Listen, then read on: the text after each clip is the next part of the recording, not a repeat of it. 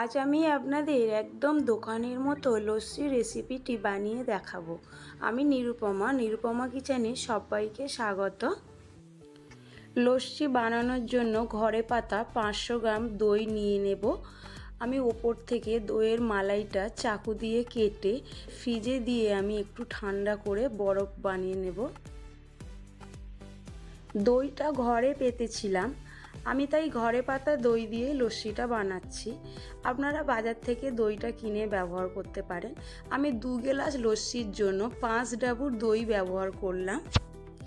10 থেকে 15 মিনিট এইভাবে দইটা ফাটিয়ে নিতে হবে। দইটা ফাটানো হয়ে গেছে, দিয়ে দেব 1 গ্লাস জল। জলটা দিয়ে আবারও ভালো করে ফাটিয়ে নিতে হবে।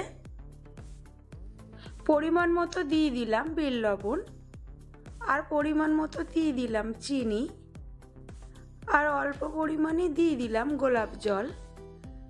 দিয়ে সব কিছু ভালো করে মিক্সড করে নিতে হবে।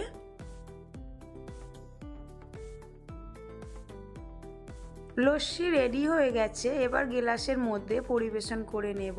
গ্লাসের মধ্যে দিয়ে দিলাম বরফ আর লস্যিটা ঢেলে নিলাম।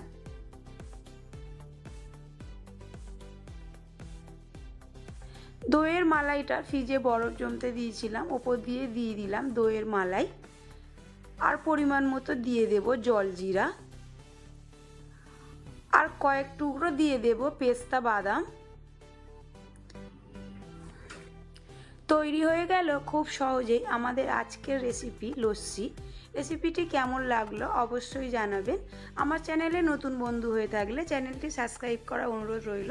ধন্যবাদ।